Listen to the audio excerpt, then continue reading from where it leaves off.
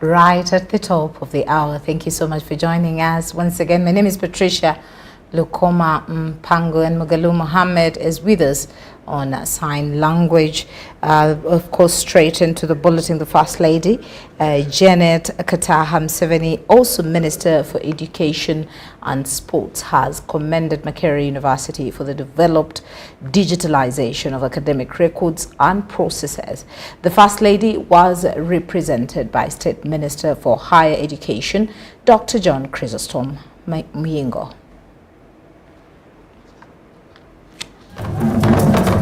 The Rationalization of Academic Records and Processes project targets to streamline management of records, enhance security and academic records, and create ease and secure access for the public. At the launch of this facility at Makerere University, the First Lady and Minister for Education and Sports, Janet Kataha Museveni, was represented by the State Minister for Higher Education, Dr. John Chrysostom Muyingo.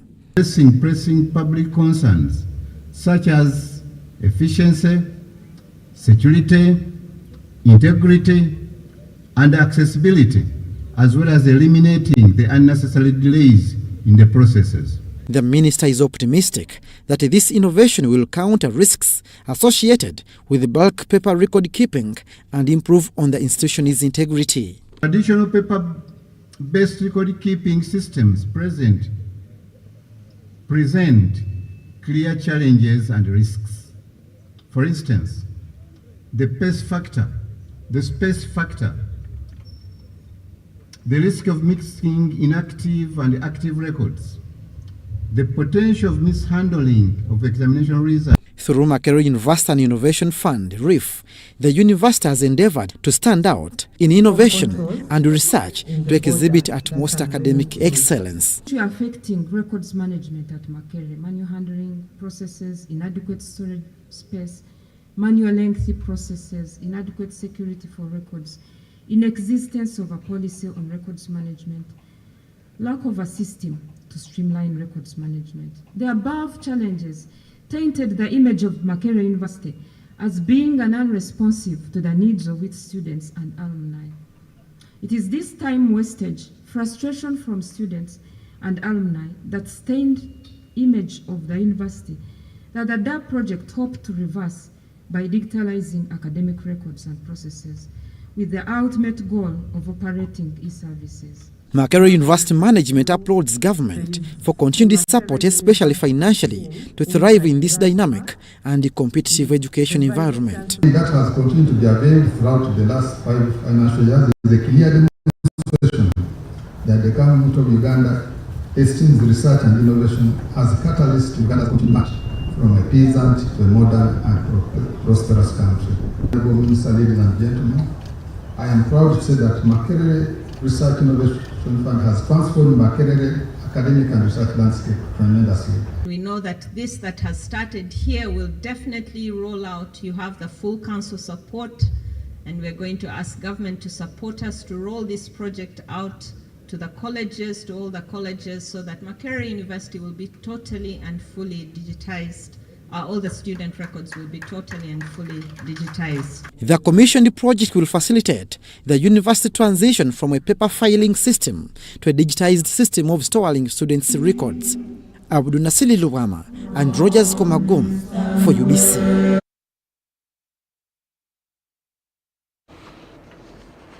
Now, the second Deputy Prime Minister, General Moses Ali, has commended President Museveni for his steadfast leadership that is aimed at helping society to find solutions to real-life changes affecting Ugandans, such as youth unemployment, that remains a serious challenge.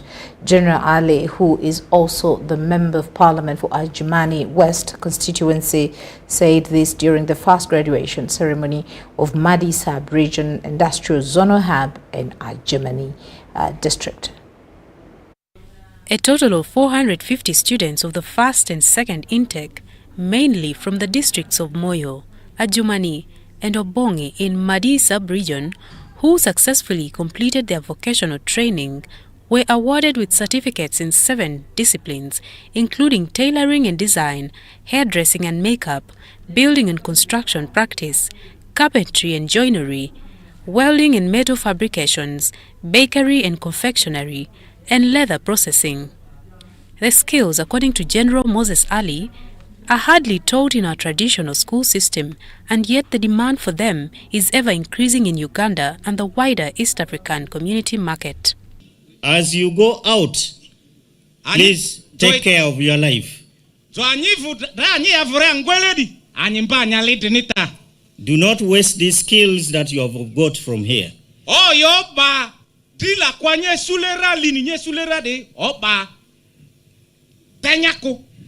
And the second advice, you must be trustworthy.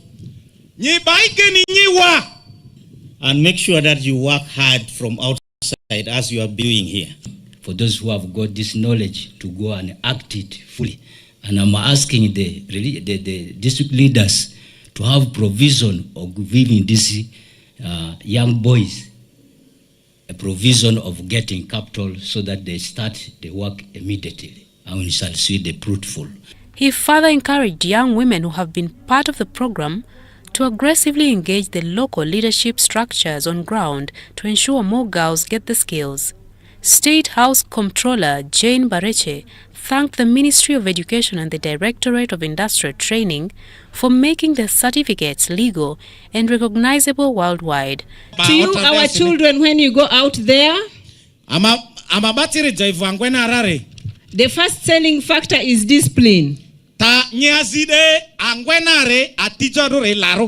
When you have discipline, you can get a job. When you have discipline, your things can be sold. When you have discipline, even your parents can tolerate you up to the extent of getting you capital.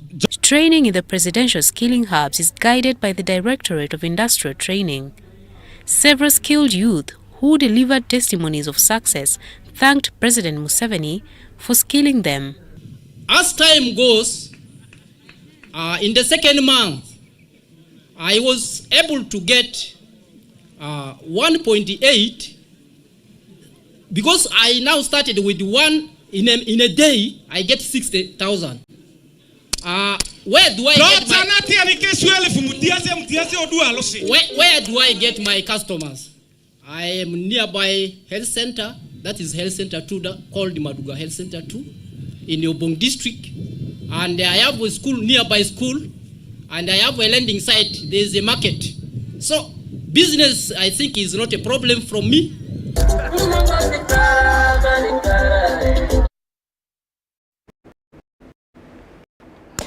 Let us head back to our top story where President Yoweri Museveni has reiterated plans to strongly evict people who encroach on wetlands. He says people who use wetlands, lakeshores and riverbanks are enemies of Uganda, while launching the National Patriotism Environment Protection Campaign at Kitebi Secondary School in Kampala.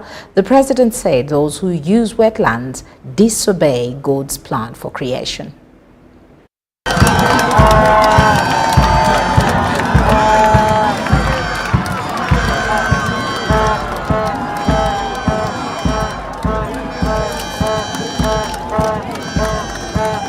The National Secretariat for Patriotism Corps and the Office of the President is to embark on efforts geared towards protecting the environment. This is to be done through a campaign dubbed Patriotism Environment Protection, where they target to plant 1 million trees in a period of 18 months.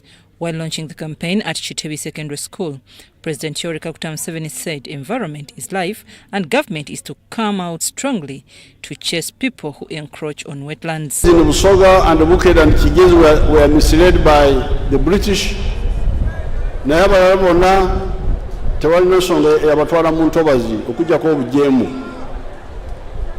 But even the ones of Bukedi and Busoga and Kigezi, we shall compensate, help them to get out of the wetlands. The First Lady and Minister for Education and Sports, Janet Kataham Museveni, said environmental conservation should be an obligation to every Ugandan, emphasizing that people must rise to the occasion and practice discipline that preserves the environment. Let each one of us begin where we are, with a commitment to observe basic practices such as promoting efficient waste management in our homes and communities, recycling our garbage, encouraging the use of paper bags, rather than non-biodegradable polythene bags, and shunning the prevailing culture of littering our surroundings.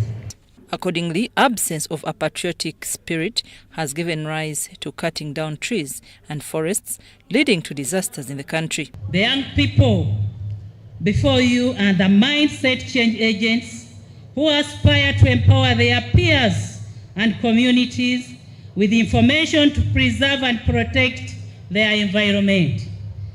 The Commissioner, Patriotism, Seku Helen, said this campaign is in support of environmental provisions of the Constitution of Uganda, and they will not close their eyes to heatwave and seasonal rainfall that devastate some areas. It states that all the natural resources of Uganda shall be managed in such a way as to meet development and environmental needs of present and future generations of Uganda. And in particular, the state shall take all possible measures to prevent or minimize the damage and destruction to land, air, and water resources resulting from pollution or other causes. Jaja, we are very much in support of this, and we pledge to see this campaign to its completion. Meanwhile, President Museveni and the First Lady commissioned 2 main halls at the school, which were named after them. President Museveni appreciated the school administration for rightfully implementing the USE program. Na staff ye wakili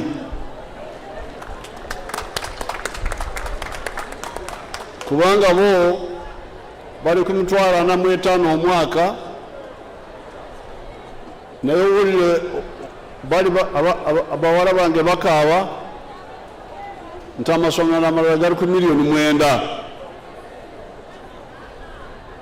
Nolwekyo kinkoze bulungi okujja wano nenfuna bwino oyo.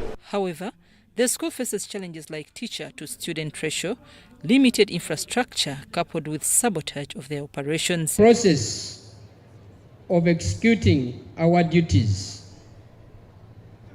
in government institutions, we greatly face a very big challenge of high levels of sabotage. Your Excellency, we get a lot of saboteurs from government institutions using government facilities. The National Secretariat for Patriotism Co. has put in place a roadmap to roll out this patriotism environment campaign in 18 zones of the country. I'm Nafka Farida and Stephen Kalisia in Kampala. Prime Minister Robina Nabanja has returned from New York, United States of America, where she had gone to represent the president at the United Nations high-level meeting to discuss debt sustainability to African countries. Nabanja arrived at Entebbe International Airport this afternoon, where the Premier said Uganda and other countries in Africa voiced their concerns over the debt burden, calling on commercial lenders to be concessional with low interest rates.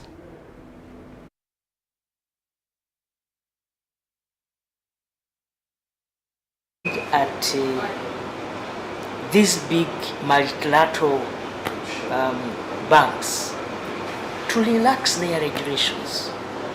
Yes, and all African countries were represented, and I want to thank the President for his speech, because it was the center of focus for all the speakers. We shall benefit short term, medium and long term.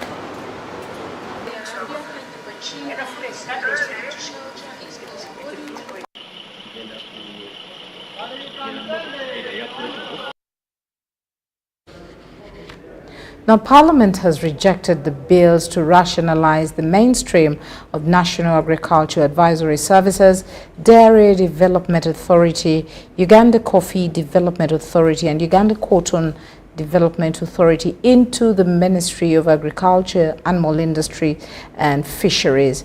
This follows the ongoing deliberations on the rationalization agenda. During the Friday session, debates to pursue rationalization of government agencies and public expenditure were placed on the floor of Parliament. Clause 1. Bills, including National Agriculture Advisory Services, Dairy Development Authority, Uganda Coffee Development Authority, and Uganda Cotton Development Authority Bill 2024 were rejected by Parliament to be mainstreamed under one Ministry of Agriculture, Animal Husbandry and Fisheries. The bill entitled the National Coffee Amendment Bill 2024 should not be passed by this House. Put a question that the National Coffee Amendments Bill 2024 be read the second time. Those in favor say unto the contra the nay. The nays have it. The chairperson of the Parliamentary Committee on Agriculture, Janet Okori, presented to Parliament observations and after effects if these entities were to be merged. In Africa, Uganda stands second in coffee production and the first in exports in Africa. With the proposed rationalization of UCDA, Uganda risks losing these gains due to red tape and bureaucracies. Janet Okori notes that merging an entity like Uganda Coffee Development Authority into the civil service will negatively affect achievements the country has attained in quality coffee production and export. Government is committed to achieving a target of producing 20 million bags by 2030, and this was under the coffee roadmap, which was launched by His Excellency the President in 2017, and it is being coordinated by Dr. Suruma, the former Minister of Agriculture.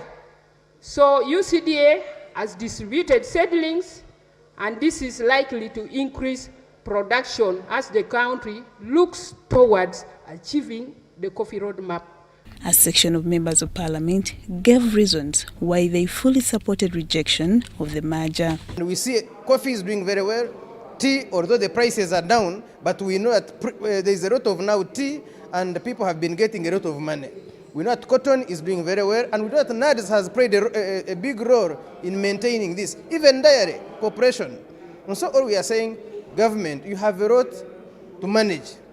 Let these agencies that have done very well, let these agencies that generate money, you see what they have generated. You see coffee doing very well. We cannot hand over these to you. The work which has been achieved and the milestones achieved by UCDA, by NADS, by DDA, and Cotton Development Authority, they are evident, they are very clear. However, Butambala legislator Muwanga Chivumbi cautioned members of Parliament in showing full solidarity in the budget process to advocate for well-funding of these institutions. That they have the monies allocated to do their mandate. We need the coffee, we need the cotton, we need the dairy, and we need to play to the highest standards. Lydia Chomkama and Dan Lugemwa, Parliament.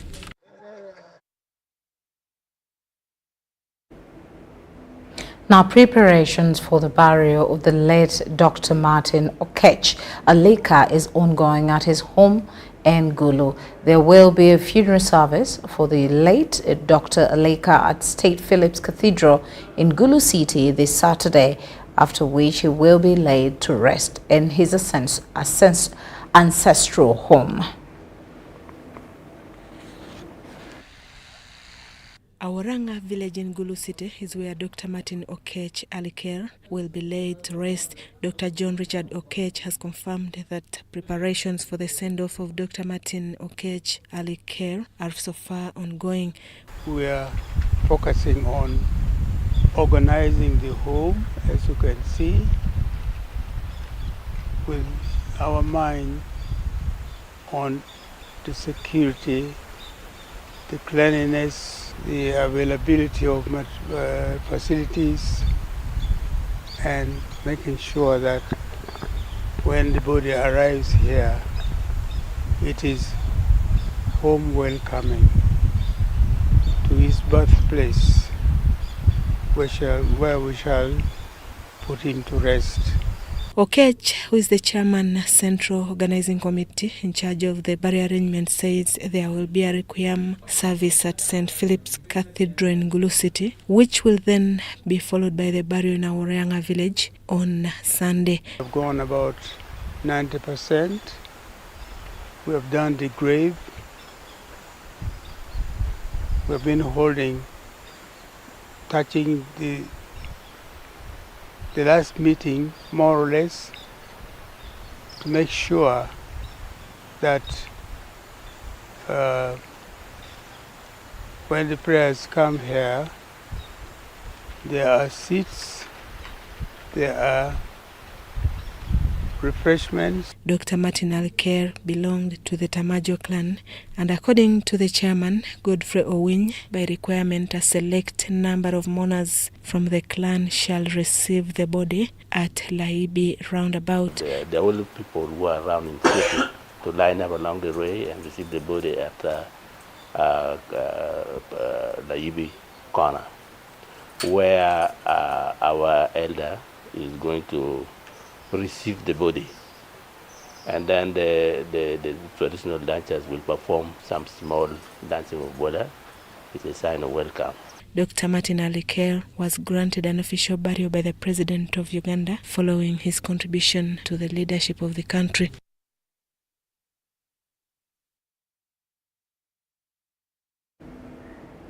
Anomalies cited in the implementation of the parish development model and Emyoga programs have been less in Serere district. This is attributed to regular community engagement, also known as barazas, that had great impact on accountability and service delivery in the area. The person you see arriving to this thunderous welcome is the State Minister for Fisheries, Helen Adoa. She is also the Area Woman Member of Parliament for Serere District.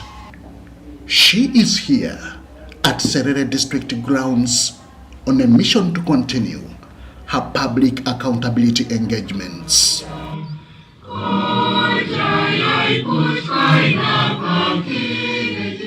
The first to present is the Serere District Chief Administrative Officer, Richard Sajabi. I want to appeal to you that this time, in this fourth quarter, Honorable, you mobilize the members of Parliament.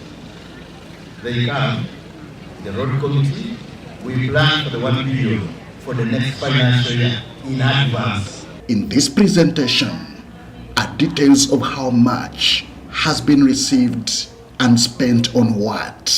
For the PDM, as the first person will be reporting, we have already received the first tranche. We are just yet to know how many circles are received, but we have received 50 million per circle. We are expecting the next 50 million latest by June. Such transparency is what has seen the program succeed in Serere without scandals. I'm seeing corruption going down, and one of the districts that has not been, where leaders were not, technical people were not arrested, is the Serere district. They arrested people from some districts. Serere has not got it, because this program prepared people and cleaned it up. Conducting such public accountability engagements is what she intends to carry on to the welcome of the area RDC. People have got to know that government has been giving them money. They had no knowledge, now they have knowledge. Two, some people who were supposed to miss programs like Emyoga and PDM. Since the program, since we made it transparent, it was very easy for them to benefit. It is also like giving feedback to us as government, because we inform them, they ask us questions, which something which could have not been done well. About 12 sub-counties of Serere have been covered with these barazas. Olio sub-county and Serere Town Council have been the latest. But what will happen next when all are done? we realized there are some particular parishes that need more attention. And there are also bigger parishes that need double effort from us leaders to reach the ground. The success of such gatherings proves testament to the power of grassroots engagement in driving positive change. Henry Okrut, UBC, Serere. Now, His Royal Highness, the Umukuka of Bamasaba, Jude Mike Mudoma, has eulogized the late Umukuka Emeritus Wilson Weasa Wamimbi, referring to him as a true patriot who dedicated his life to service for humanity, noting that his demise leaves behind a painful burden not only in the Masaba land, but in the entire country at large.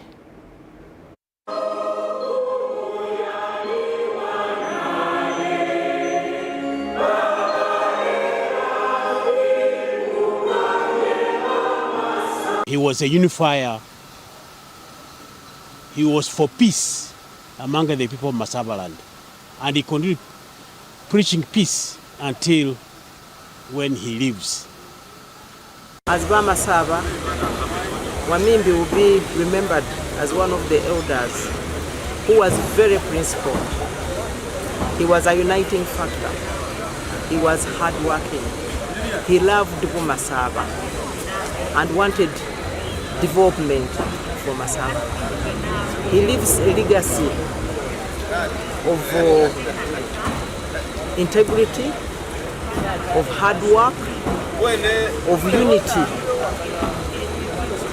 and he loved Masaba land. Wamimbi Weasa, when he was in Mombasa as a manager in marketing, he marketed well the produce. He managed well produce from this country. Talk about coffee, cotton. He did well. That's why we managed to have exciting warehouses for Bugisu Cooperative Union in Mombasa, and also houses in abroad. If he was like some of the current users we have in those sectors, he would have sold them. For 5 years, as his Minister of Information in Inzuya Masaba, and we, the founders, he really mentored me. He was really my great role model. He is the first Mukuka who worked without any controversies. And he handed over the chair peacefully without any problems at all.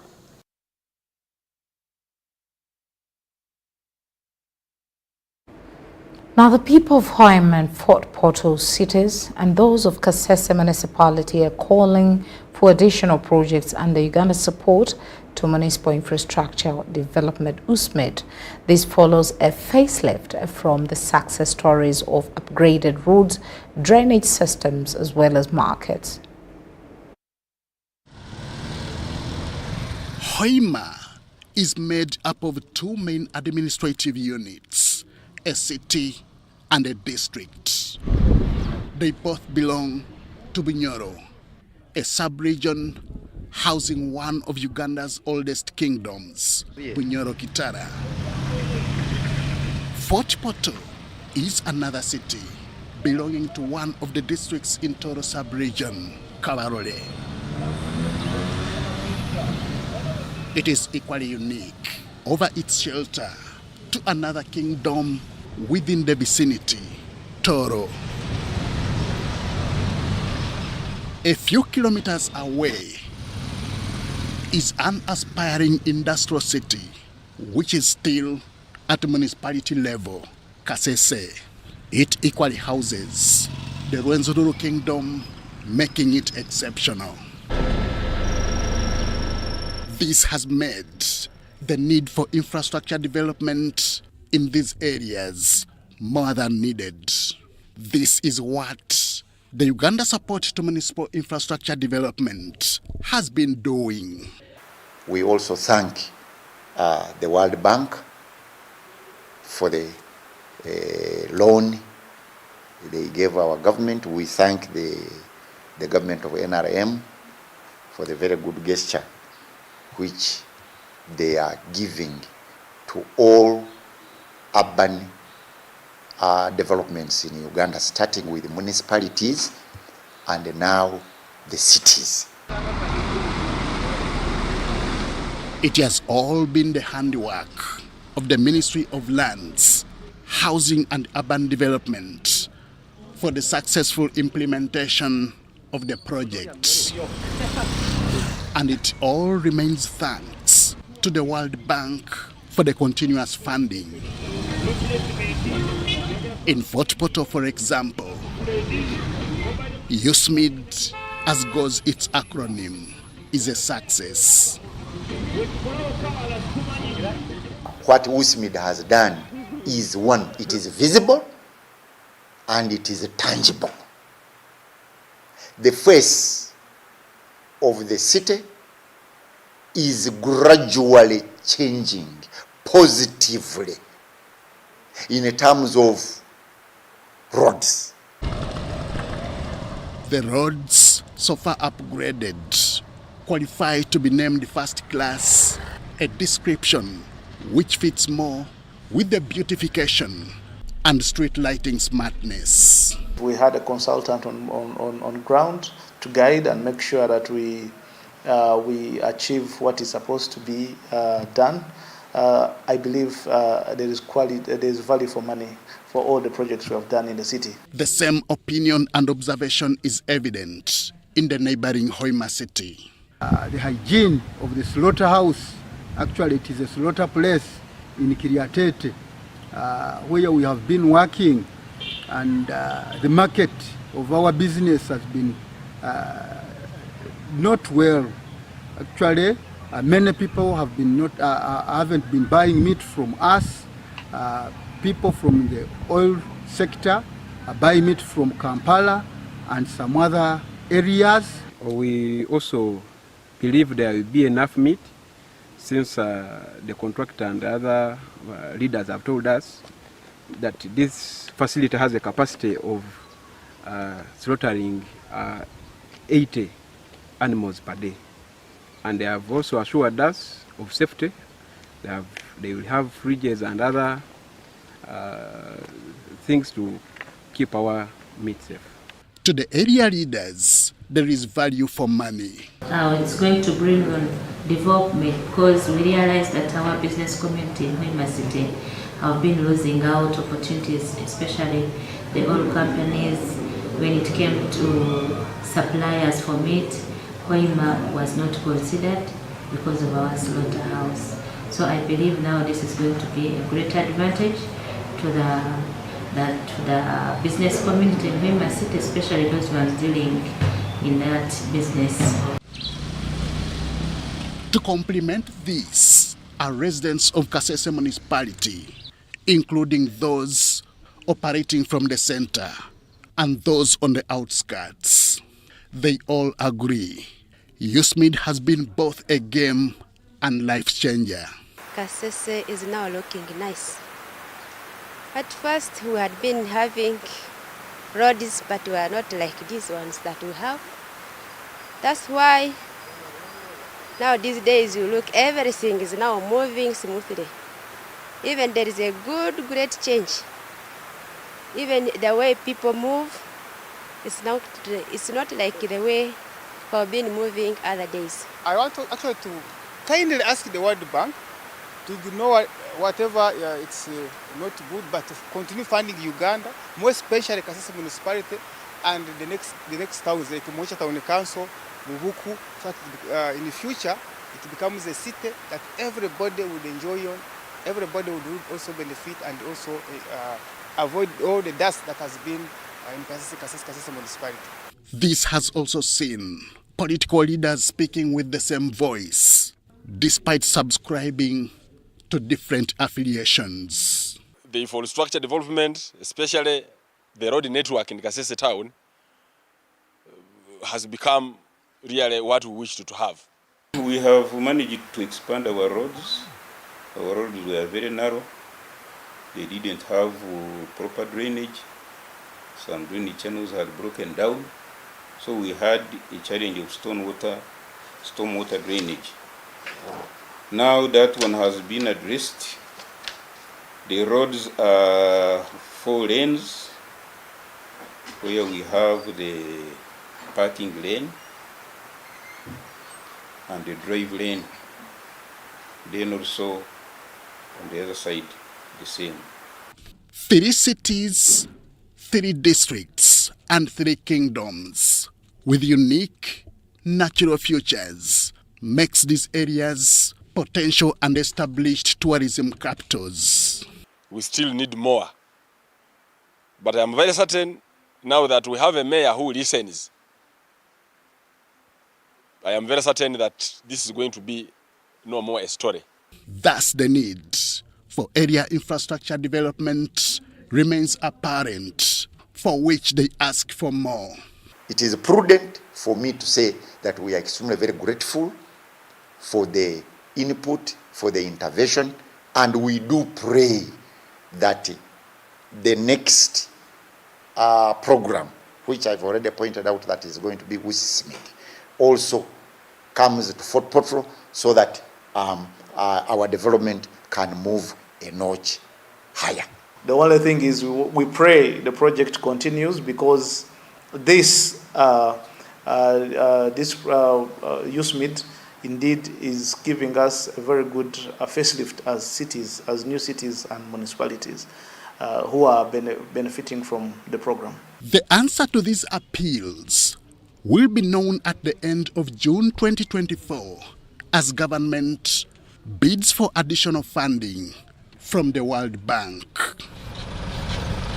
Henry Okrut, UBC.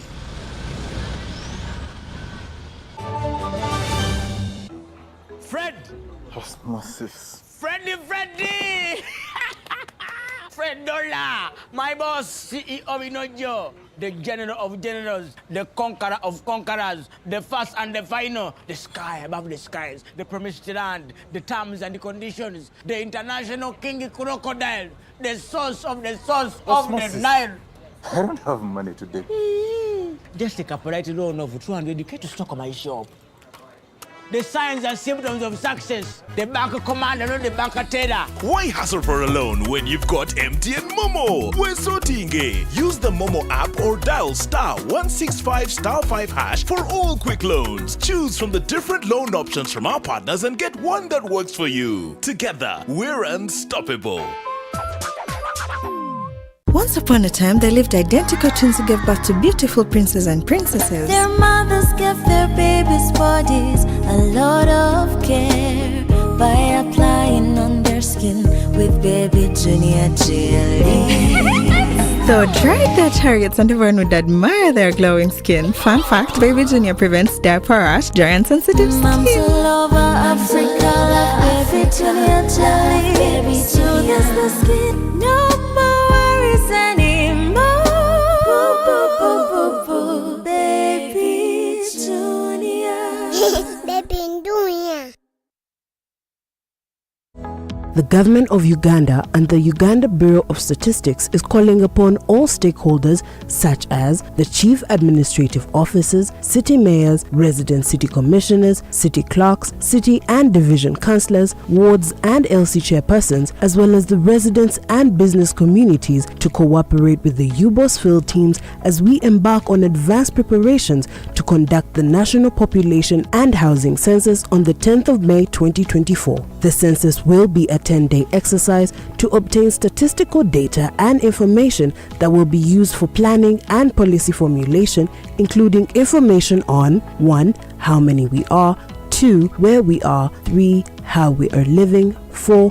What we own, and 5. Where we access services from. The Uganda Bureau of Statistics has now started listing of households and mapping in the 11 cities of Arua, Fort Portal, Gulu, Hoima, Jinja, Lira, Mbale, Masaka, Mbarara, Soroti, and in the Greater Kampala comprising of Kampala, Wakiso, and Mukono districts. For more information, please call 0755 342 128 or 0773 342 128. This message is brought to you by the Executive Director and Census Commissioner, Uganda Bureau of Statistics. Census 2024. It matters to be counted. Hi Fifi, how are you? I'm fine. Baby, whenever I eat chips and chicken, I feel stomachache, joint pain and body weakness. My dear, go to MX Nutrition Center and learn the best food for your body. And get treatment according to your blood group. Are you sure? Yes. By the way, do you know your blood group, genotype, and how much you need to exercise? Come to Timex Nutrition Center for professional advice on how to manage your health and immune boosting. At Timex, we treat diseases like diabetes, arthritis, ulcers, obesity, pressure, and many more. For details, find us at our headquarters in Kampala on Nasa Road, Conrad Plaza, 2nd floor. We also have a branch in Barara, or call us on 0758 819952 or 0778 288361. Timex, be your own doctor.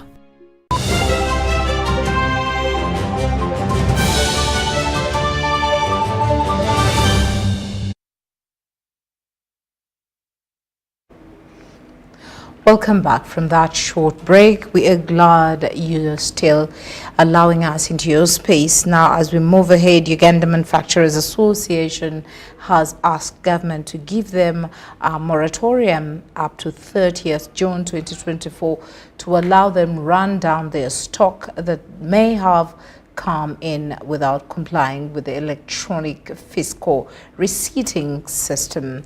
The manufacturers are also asking government to drop penalties issued against all traders and manufacturers due to non-compliance of the e-receipting system. MA supports the introduction of IFRIS as a tax collection solution, 100%.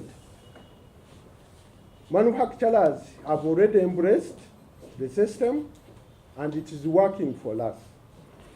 However, there's also some challenges on the implementation side as envisaged by our colleagues in the trade sector. There is a challenge on sensitization, there is a challenge on implementation, and there is a challenge on infrastructure. We therefore propose that the trade sector should be given a moratorium of up to June 2024 at the beginning of the new financial year to allow them to run down their stock that they may have come in without complying with IFRIS.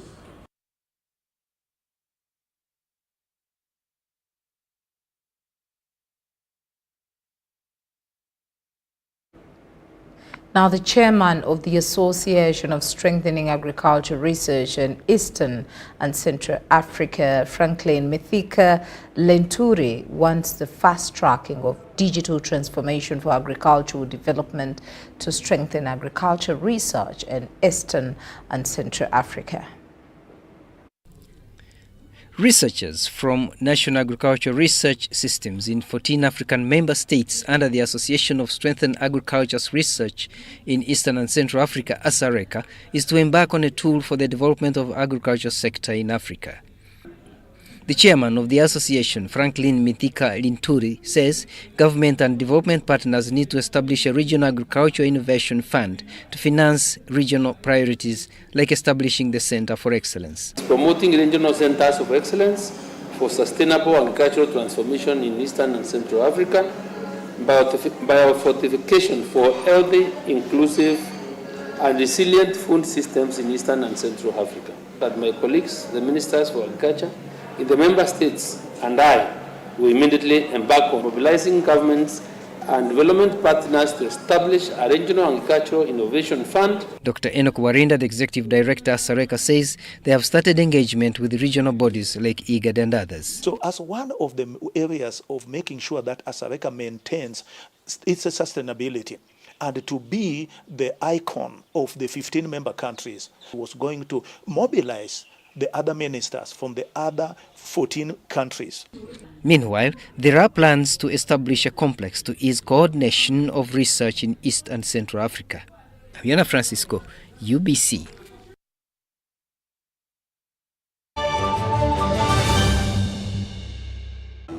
Fred! Osmosis. Freddy! Fred Dollar, my boss, CEO Inojo, the general of generals, the conqueror of conquerors, the first and the final, the sky above the skies, the promised land, the terms and the conditions, the international king crocodile, the source of the Osmosis. Nile. I don't have money today. Just take a polite loan of 200k to stock my shop. The signs and symptoms of success. The bank commander, not the bank teller. Why hassle for a loan when you've got MTN Momo? We're sorting. Use the Momo app or dial *165*5# for all quick loans. Choose from the different loan options from our partners and get one that works for you. Together, we're unstoppable. The general public is hereby informed that the Office of the Director of Public Prosecutions will hold the annual Prosecutor Symposium from 22nd to 24th of April 2024 at Hotel Africana in Kampala. The theme of this year's event is Strengthening Capacity for Prosecution to Counter Organized and Emerging Crimes. The symposium is intended to enhance the skills of prosecutors for effective execution of the prosecution function. The 7th Joan Kagezi Memorial Lecture will also be held by the office in honor of the late Joan Namazi Kagezi for her distinguished contribution to the dispensation of criminal justice on the 25th of April 2024 at Kololo Independence Grounds. It will be held under the theme Prosecution of Transnational Organized Crimes to Foster Security and Socio-Economic Development, the linkage between terrorism, human trafficking and smuggling of migrants. His Excellency General Yoweri Kaguta Museveni Tibuhaburwa, President of the Republic of Uganda, is the chief guest. Please note that all prosecutors will not be at their stations during this period. The annual Prosecutor Symposium and Joan Kagezi Memorial Lecture are sponsored by the Government of Uganda. Access to Justice, JELOS Sub-Program, United Nations, Office on Drugs and Crime, UNICEF, the Human Trafficking Institute, and Redeem International.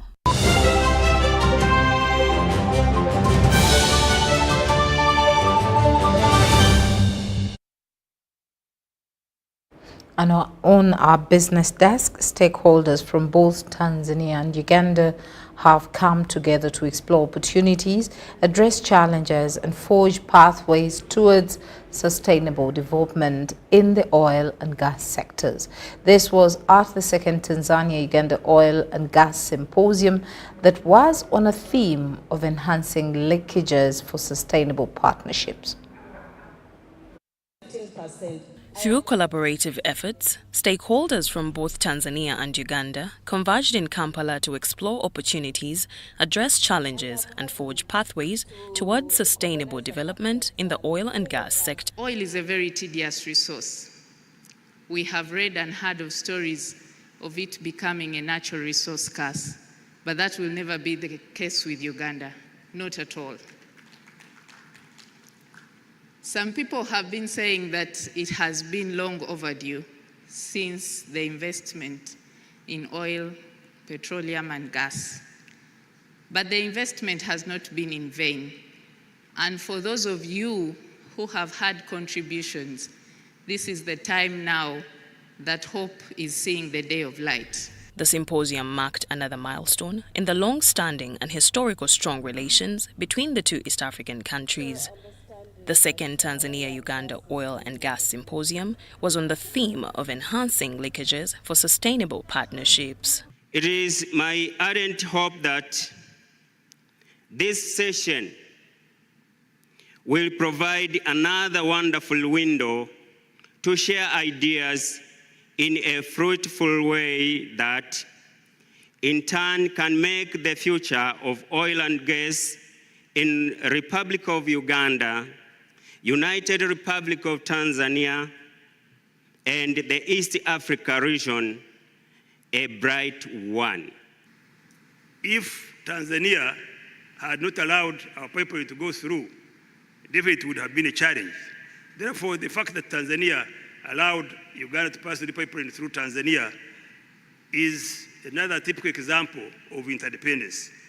Central to the discussions was the critical role of infrastructure projects in unlocking the full potential of the oil and gas resources, with the spotlight on the East African Crude Oil Pipeline project, a transformative initiative that holds immense significance for Tanzania and Uganda. In March this year, we signed a contract giving the ECOP the authority to use about 75 hectares of land and giving them the right to use the water, which was owned by the Tanzania Port Authority. We are seeing very good things coming. We have not seen anything that will stop this sector going to where the government wants it to go. We see the private sector people, the licensees especially, all working towards achieving government's objective of delivering fast oil in this country, but not just delivering fast oil sustainably and delivering a lot of value for this country. According to various stakeholders, the East African Crude Oil Pipeline project represents more than just a conduit for oil, but symbolizes a pathway towards unity, cooperation, and shared prosperity for the East African community and beyond. Maureen Babidier and Dennis Sigoa for UBC News.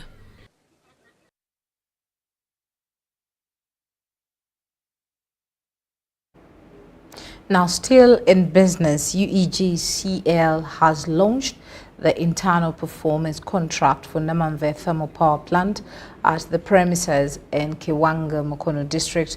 The handover ceremony was graced by Minister of State for Energy, Honorable Sidronas Akasai Opolot. The signing of this contract officially signifies the handoff of generation, management and oversight operations to the new team at Namamve Thermal Power Plant. Given the criticality of the maintaining process operational performance, the internal performance contract is timely and is designed to uphold the plant's efficiency standards and signifies a proactive step in ensuring optimal functionality while reinforcing its role as an emergency power provider.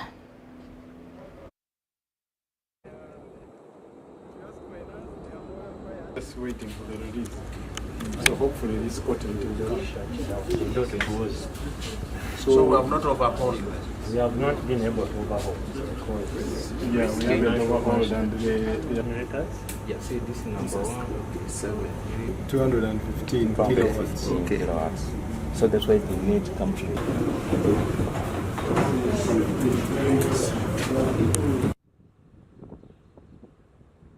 Today we are in Namamve, where the chief executive signed a management contract with the manager of the station. And the manager of the station was actually signing contracts with his heads of department. And the heads of departments, I will want to see it go down. Heads of department should sign with individual officers because the assessment should be holistic. And I'm saying, as a policy of a ministry, I'm asking the chief executive to present a paper in the top management, such that we now take it through all agencies. We have 7 generating units, and as you've been told, only 2 have exceeded the run hours. We are supposed to deliver 50 megawatts as capacity. Now, when ETCL is loading us on normal basis, they take only 7 megawatts. And 7 megawatts comes from 1 generator, which means we run that 1 generator and the other 6 are at rest.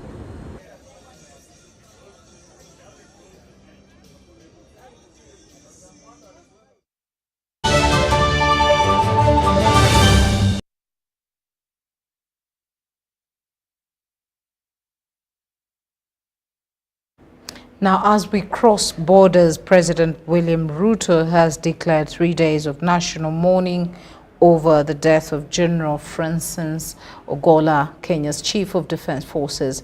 CDF Ogola died Thursday afternoon in a helicopter crash in a Rift Valley province alongside 9 other military personnel. The passing on of General Francis Omondi Ogola, the Chief of the Kenya Defense Forces. Together with him in the crash were 11 other gallant military personnel, 9 who also passed on with him. Our motherland has lost one of her most valiant generals. We have also lost gallant officers, servicemen, and women. The demise of General Ogola is a painful loss to me, and certainly the sorrow we all feel about this passing on is shared by all of the people of Kenya, and most especially the KDF fraternity.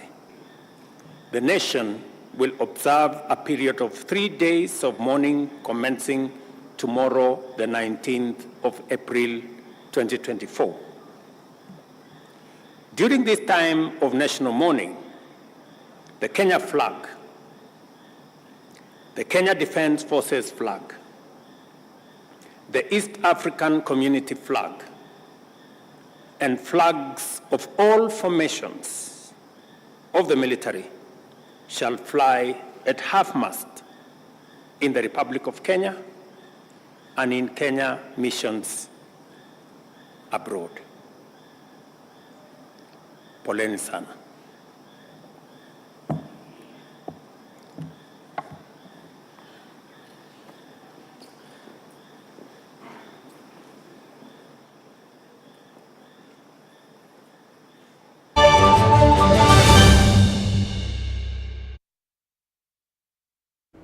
Now, Park FC are the 2023-2024 Bet Power Fusto Super League champions. The Rangers beat Kawempe FC by 9 goals to 2 on Thursday night in match day 19. Let's hear more in this report.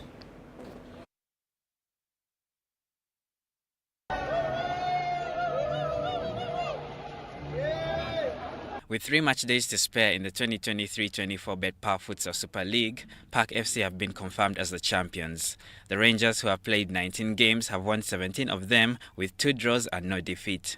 They beat vulnerable Kawempe FC 9-2 on Thursday 18th April at the Old Kampala Futsal Arena.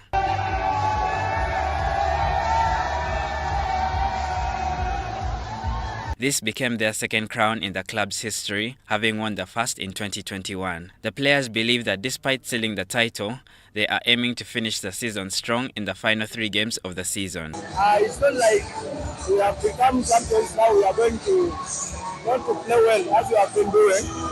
We have to win all the 3 games. Yeah, because we dislike losing. That's our mentality. Yeah, we don't want to lose any game. Matchday 19, Thursday night games saw Lubaga Gramen beat Adenel 4-2 and Chisenyi FC beat Nasana 7-4 to remain second on the table. The Friday night games will see Ediga's Youth face Kampala Junior Team and Kisugu play Kaboa Dream Team. Mashomiro Victor, UBC News.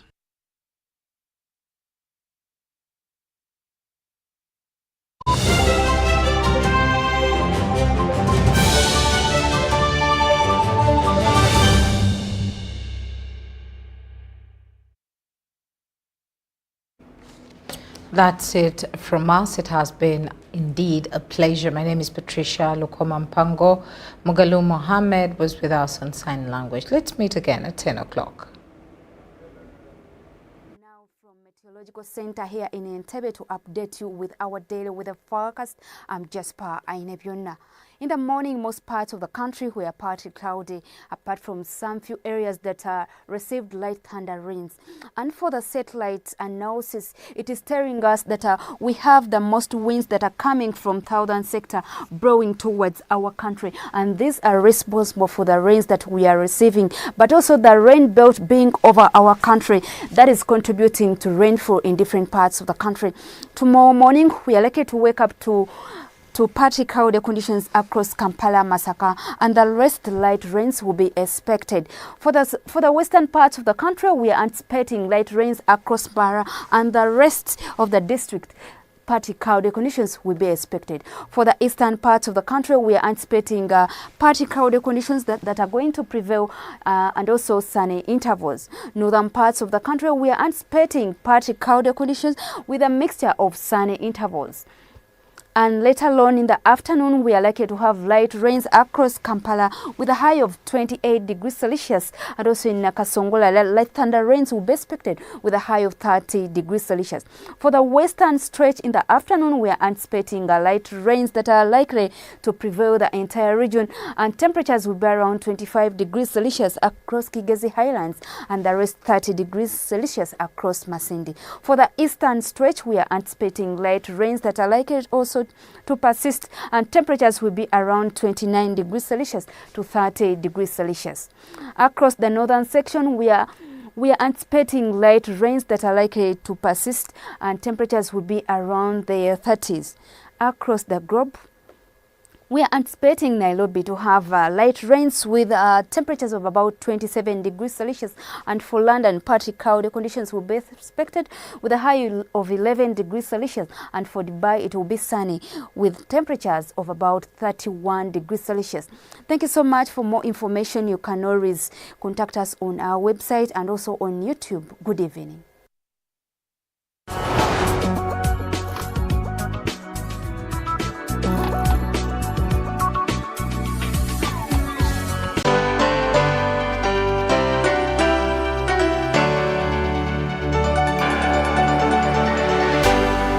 UBC, inspiring Uganda.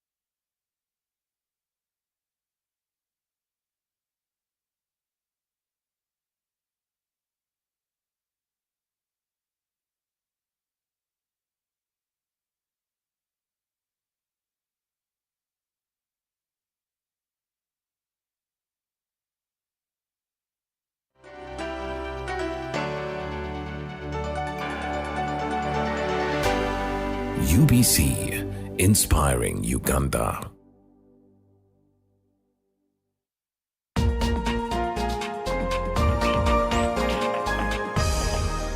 This week on UBC.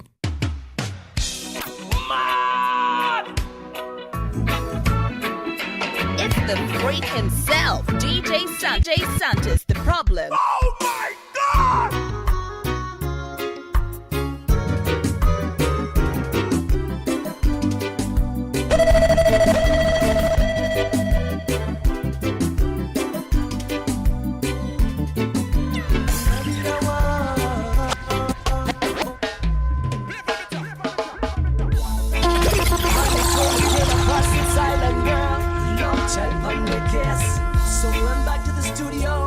your new records.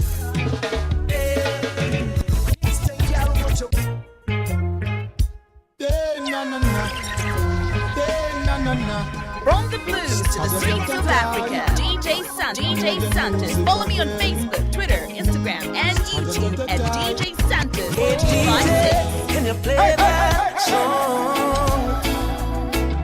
Set the mood for me. Hallelujah, let's go!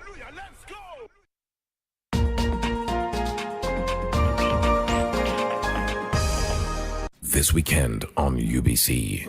This whole attitude of being relentless, do you feel like it was instilled in you as a child? Where did it derive from? God shows you a project to accomplish. When you finish, it doesn't end there. You see another one. You continue. Take a simple example. You climb Mount Kilimanjaro.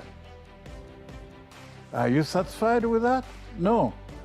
You would like to climb Mount Everest. When you finish Mount Everest, then what else?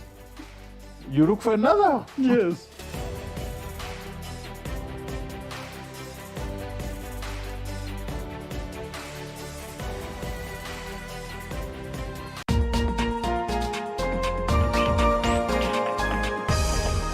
Program My School, a great students program and your answer to education perspective, giving you reason as to why you should pay school fees for a child's education, with items like students' talents, thoughts, adventures, and skills showcased, leadership skills, and all other activities plus concerns in various schools in your locations. Remember that our children are our future generation. Don't miss Program My School. Did you know that our number one value as a nation is to respect and protect the environment? With the current population increase of Uganda and industrialization, this has increased pressure on the natural resources, resulting into environmental degradation and global warming. Developing countries like Uganda could face 80% of the global climate change effects by the year 2030 if no action is taken. Join us here on UBC TV Inspiring Uganda on our Eco Plus program, where we bring you an in-depth analysis of issues that are disastrous to our environment every Wednesday at 7:30 p.m. only on your loved station, the National Broadcaster.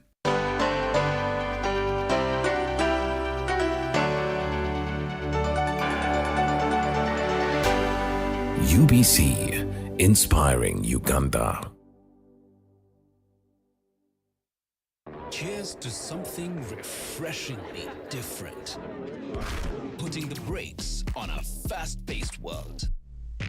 Slowing down. Just enough to stand out. Cheers to the beer that does it differently. Brewed longer for extra refreshment. Refreshingly Club. Alcohol is not for sale to persons under 18. Please drink responsibly. Hello, everyone. Today we're going to discuss a critical topic that could potentially save lives: the top 10 signs of a heart attack. It's crucial to be aware of these warning signals and act promptly. Before we start, please remember that this information is not a substitute for professional medical advice. If you suspect a heart attack, seek emergency medical attention immediately. Number 1. Chest pain or discomfort. The most common symptom of a heart attack is chest pain or discomfort. It may feel like squeezing, fullness, pressure, or pain in the center of the chest. This sensation can last for more than a few minutes or may come and go. Number 2. Shortness of breath. Shortness of breath is another significant sign.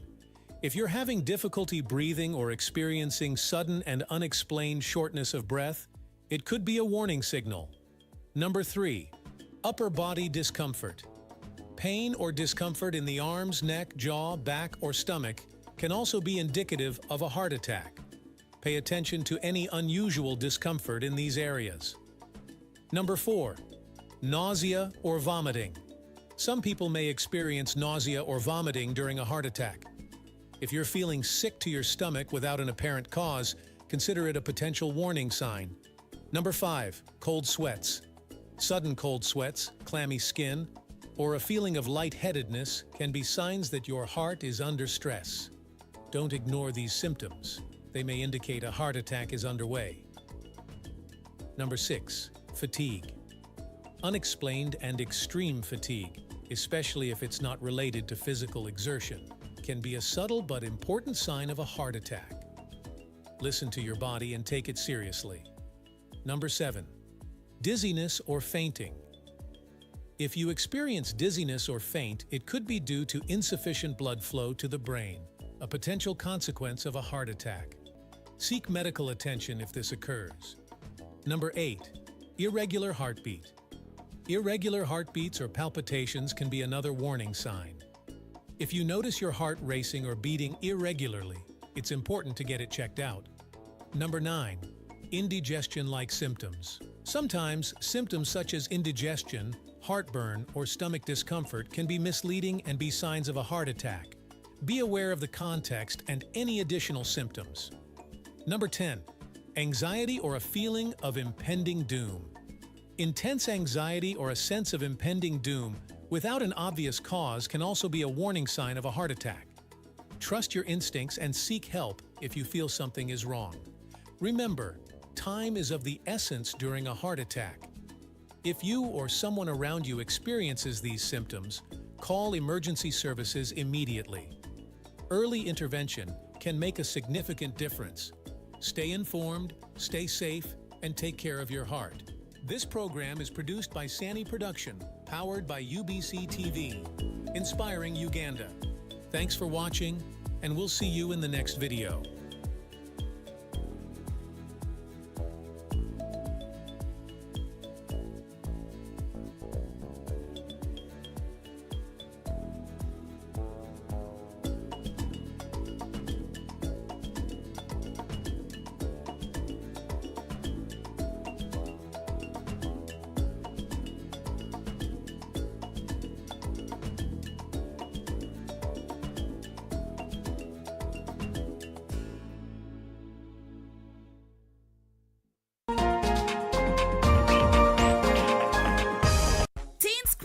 An amazing off-the-hook youth program brings you an array of fun, exciting, and educative segments you do not want to miss. From red carpet moments to proms, youth empowerment programs to youth gig vibes, and so much more, Teens Crown will get you hooked. Only on UBC. Cheers to something refreshingly different. Putting the brakes on. Cheers to something.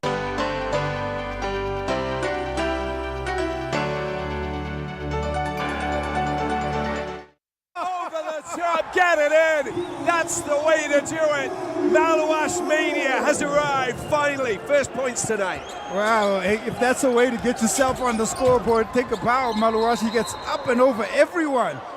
And that was a statement dunk, and that might spark the offense here for the Oilers. It's just the first time that he's managed to just get himself that lift. Yeah, look at the pass. That's the pass. Gets up and over. Look at that. He's not just over anybody, is he? Right on top of Orabi, and that is a BAL post, the first one here in the Nile Conference. That was mean. Look at this.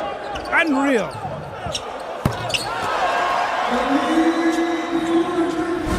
Big 3-point again from Amin, 61-41. And this is starting to, well, it's shaking up a little bit, isn't it?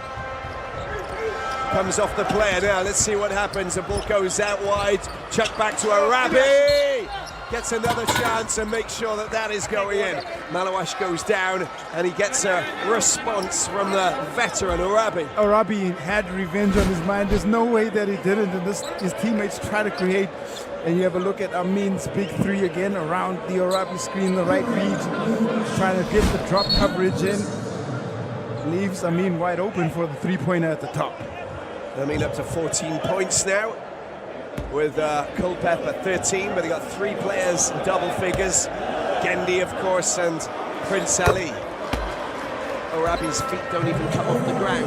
He's taller than than the rim. No, he's not. I'm just kidding, but I'm just saying that it's like he's shooting downwards. Really, I'm just kidding. I like to, just dream a little bit. Run back, picks it up. And we go again. Oilers trail by 21. Oilers around the outside. Rambert gets the ball back into the paint. An opportunity here. Rambert for three. Rambert for three. Doesn't manage to make it sink.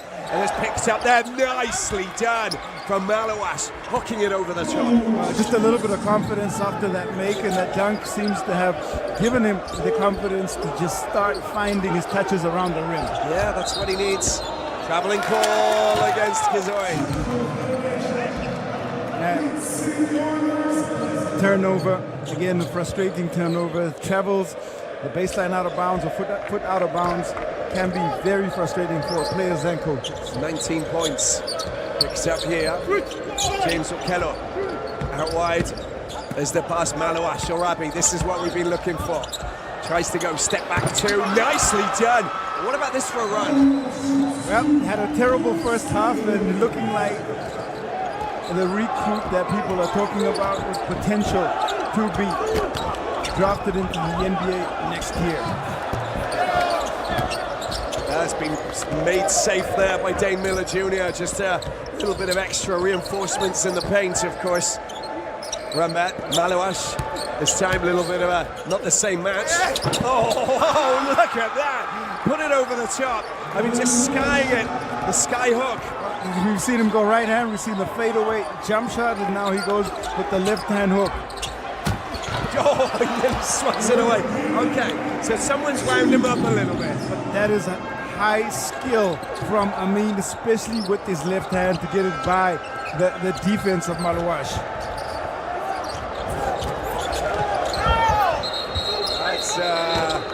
Logically, that ball's been brought back by the Oilers. It should be Al-Ali who get possession, I think.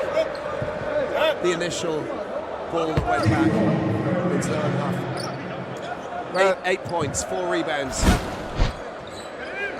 We gotta have a look at that post. Oh man, Malawas up over the top.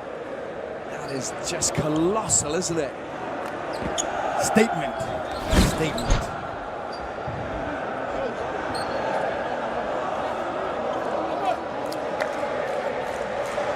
Well, it is Oilers basketball.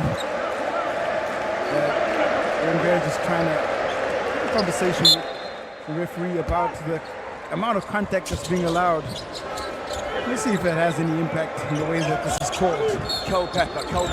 What's yeah? There's another foul. It's an offensive foul. And that's often what happens. You have a conversation with the referee. The calls go the other way. Malawas trying to set up the screen. There's a little bit of a hold. Gazawi was the player who was on the receiving end. Picks the ball up. Orabi. Look at that, Malawas getting the better this time. Might have got away with the goaltend. Puts it up. Oh! And goes down. But a foul has been committed, and I think it's Orabi. So let's see what Orabi's on 3 fouls now, I think. They're looking to go up over the 7-foot frame of Orabi here on the hook, and that's cleared out by Malawas. And on the other end, Culpepper trying to give him a second highlight play. He just can't find the connection. Doesn't get his range. Orabi just getting in the way and just building a big red Egyptian wall in front of him. Amen. Look at Orabi trying to find himself the space. There you go. The ball goes straight into the paint. Malawas. This is interesting. This is a fascinating little battle between these two giants of Africa. They only have 1 centimeter to give up in terms of height. 217 against 218, and that's definitely a fascinating battle. 2 giants inside the paint. Kello trying to get rid of his man. Gets rid of Mitchell Jr. Does he get the basket? No, he doesn't, but he will go to the free throw line. You know, this is quite an interesting little tussle that's taking place here, because they've actually said, right, okay, we can't compete with them in terms of what they're capable of doing with their shots, you know, especially the long-range shots, the big, deep three-pointers. But we can be physical. They're being physical now. And they've managed to slow down their possessions in the half court. They're getting the kind of looks they want, and they're getting the touches for their bigs. They're not rushing so much with guard-orientated play. Malawas will make way and just have Little change here with Titus Odeke coming on, the big Ugandan power forward.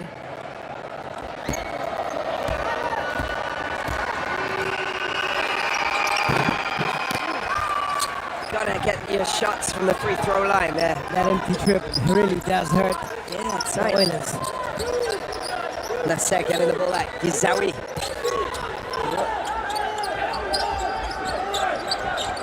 There's the dangerous Amin. Look at his range. This time it's not good enough. Tries to flap it back into the path of Orabi, but it just goes out of play. And 4:42 left in the third quarter. There's a timeout that's been called. 64-47, 17 points. The Oilers are not quite, they're not thrown in the towel just yet, Q. Not yet. They certainly feel like the fight back is on, and they're going to try and claw their way back into this one. 64-47, time for a small break.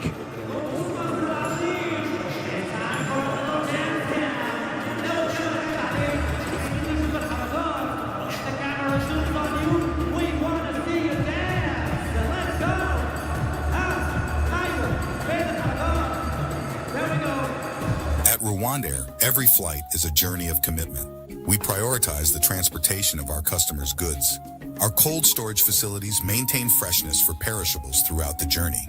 Our warehouse is designed to handle a diverse range of goods with care and efficiency. Our team is committed to ensuring every aspect of your shipment is handled with precision and care. We comply with industry standards, implementing rigorous quality control measures to guarantee the safety and security of your cargo. Our fleet's cargo compartments provide ample space to accommodate a variety of products. We commit to timely delivery, ensuring your goods arrive fresh. From safely handling your cargo to providing updates, our team is always here for you.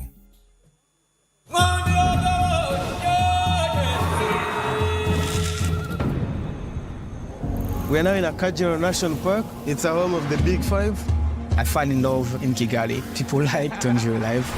This was my dream since I was a kid, walking with the gorillas every day. There is something really magical about Lungwe National Forest. This is our little piece of heaven. Rwanda is a place that everybody should really visit. Welcome to Rwanda.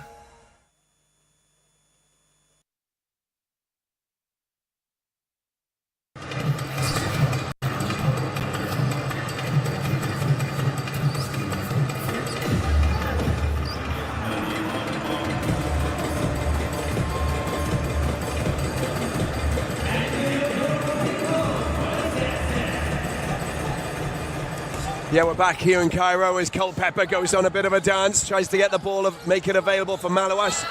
Sorry, it doesn't happen. It's James Okello who can't get his hands on the ball, and it's a foul that's been, well, they get possession back, in fact. Culpepper looking very fizzy when he gets the ball in his hands. Well, important that they continue to play the way that they have in the first five here for the City Oilers. Titus. Back to Rambert, nicely done. Here is the sky shot over the top from Okello, but unsuccessful. Gizawi, the 19-year-old. Back to Arabi.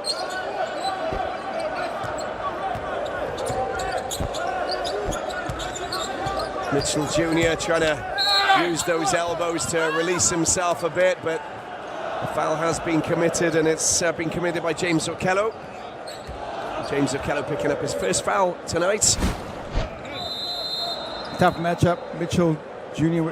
trying to work the physicality element. And you see the fact that he's able to shift the body of Okello gives you an idea of the strength he has inside the paint.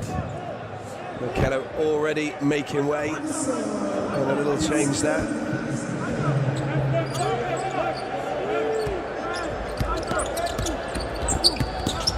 Has come back on. Mitchell Jr. for three. Big back hit down in the corner. Goes down a tree with the local fans. Mitchell Jr., as soon as he rises up, you get a feeling that that shot is going in. Well, he's been another key player in this Salali performance so far. They got a 20-point lead, 10 3-pointers now, double figures from the big threes. Nice charge going up by Dane Miller Jr., but he just can't find himself and let himself loose. But look at him in. Doesn't get his shot. Rambert around the outside, nicely done. That's Bashir. Good rebound, good offensive rebound, good work there from Dane Miller Jr. Bashir couldn't get it in. Well, good follow, and Dane Miller just trying to chip in where he can. It's 5 points now only for Miller Jr. 3 minutes 6 left in the third quarter. A minute. Mitchell Jr. trying to get himself space. Oh, look at that. That is Jr. Trying to get himself space. Oh, look at that. That is sumptuous there from that man, Mitchell Jr. Different players stepping up at different times for Al-Ahly. The depth on their bench gets showcased often, and there's a substitution now. It's called the senior Wolf, and Opong will come in and see if he can unlock his offense for the City Oilers. Yeah, and you think about it, we haven't seen Gendy for the last, 10, 15 minutes, and he was like the man of the moment in the first half. Different guys will step up at different times. So true. Dane Miller Jr. And there is contact there from Lions on Opong.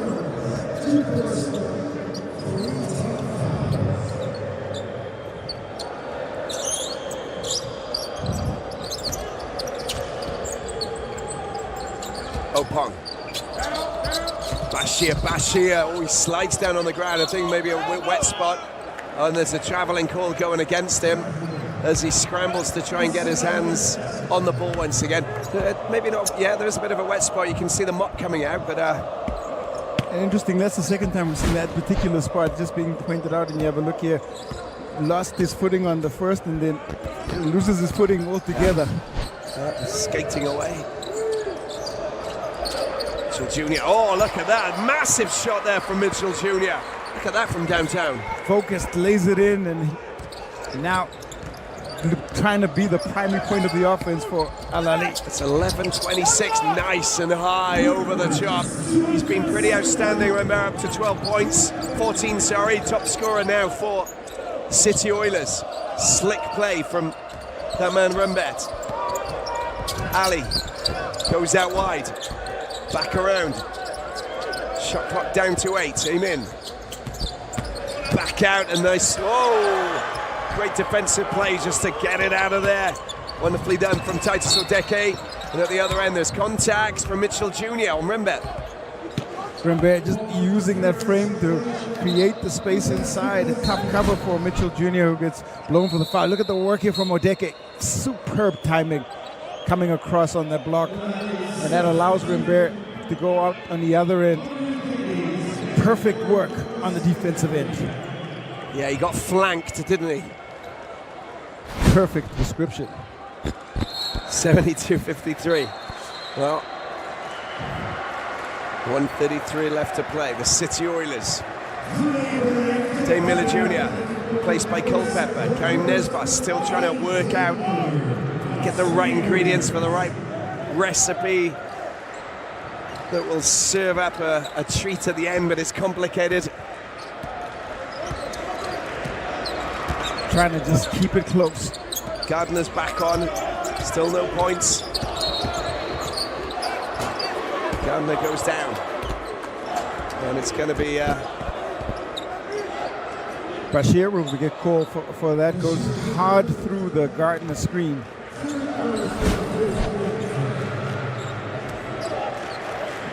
And just another look as Gardner goes down hard. And a little bit of chat now between Gardner and Al-Bashir. Chance here for Patrick Gardner to go to the free throw line and unlock his first points in this conference. Well, in the BAL. Yeah, in the BAL, a 24-year-old. Miami Heat with the Summer League, the NBA Summer League, of course, but played in the G League for the Long Island Nets as well. Marist College, just like Pete Prinsloo as well. You know, from the Cape Town Tigers from last year, of course. Absolutely. Well, he had career highs, 24 points, 14 rebounds on March 24th, and he's looking to try and carry that form here into the Basketball Africa League. And that was for the said Long Island Nets. Just, you know, it's a little bit nervous, you know. It's a big change, isn't it? And there it is, first point. So get get that off your back and then start focusing on, you know, the rest of it and just enjoy yourself. Play the game. Opong. Little bit of space, goes up for a big three. It's off target that, we saw that. And picked up by the ever dangerous Lions. Long range shot from Mitchell Jr. Oh, he's got the license right now, Mitchell Jr., and he's trying to continue to burn on the offensive end. Culpepper not with the hot hands on that occasion.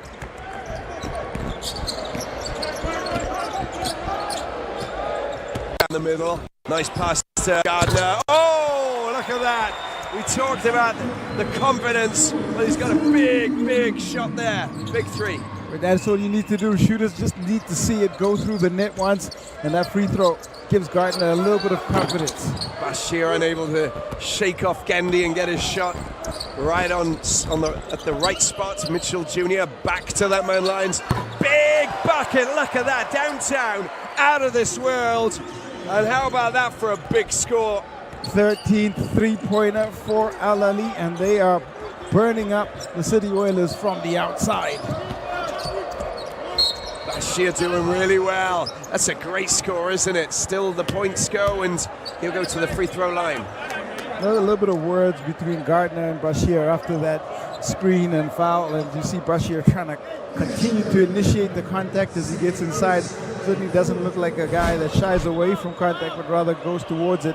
Gets into the body of Gardner well to create the separation, and then the soft touch going class.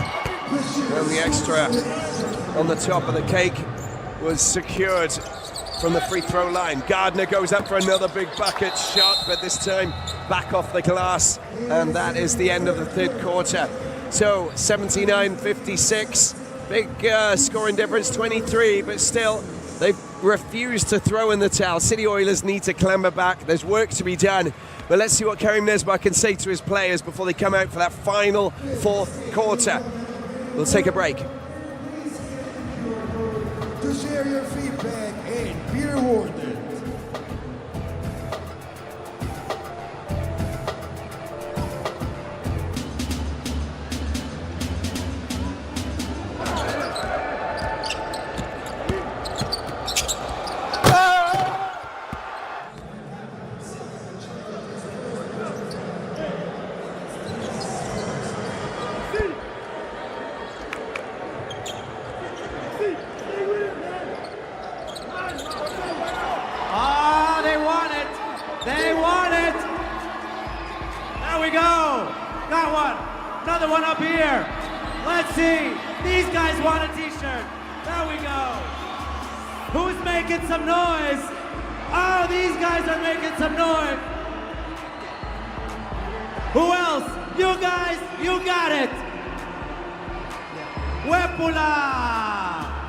Ladies and gentlemen, I'm all out of t-shirts.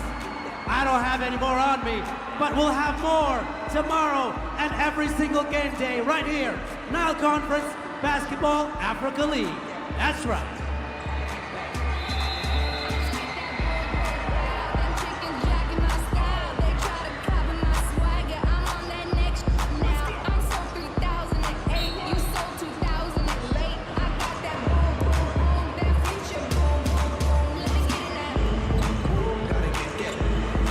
On the banks of the River Nile, this conference. Well, let's take a look at the game summary so far between Al Ali, the defending champions of the BAL, and the City Oilers. Q. Well, the two stats that stand out are the assist column, 21-9, and the three-point column, when you look at 13-3.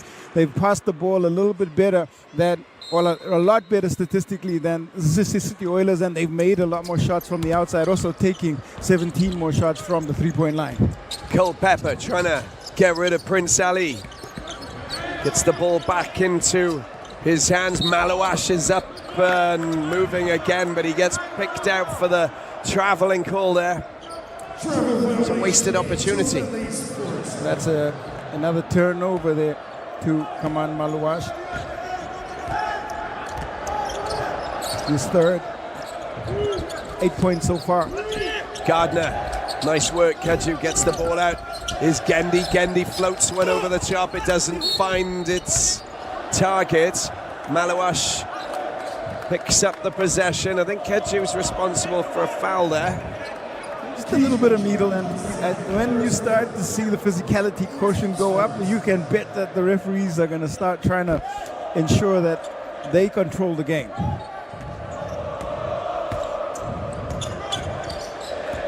Second foul for Kaju. Malawash unable to take the pass. A little bit of poor communication there between the two players, Zopong, the Ugandan, and they're from South Sudan.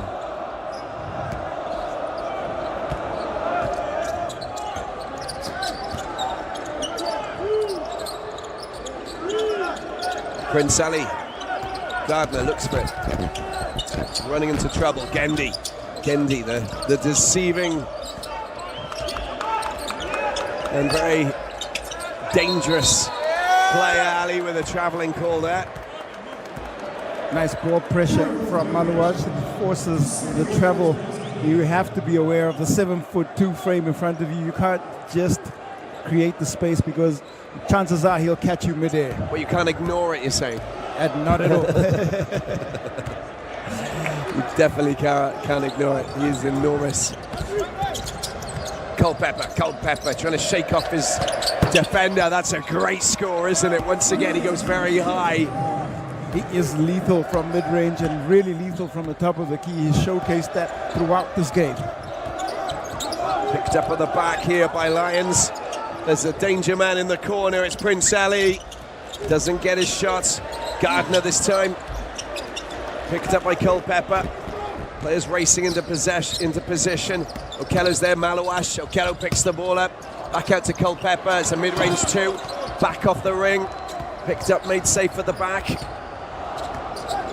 15 Culpepper points. He would have wanted 17 on that miss. Get you back to Lions. Oh, look at that. He is just hitting it big time from downtown. Lovely shot from Lions. And they just have a variety of options from the perimeter. Then it's been stolen. He goes again. Lions. Layup, Lions for 2. A little cheeky, a little showmanship, but he got out ahead of the defense and goes one hand behind the head. And Lions, 5 points. And the scoring run now for Al Ali creates the biggest lead of the game so far. 5 players in double figures. Lions, well, he's roaring into a 14-point tally here, just 2 behind Emin, who spent half of his game on the bench. Ridiculously good, looking very strong. We'll take a small break. We'll be back after the timeout.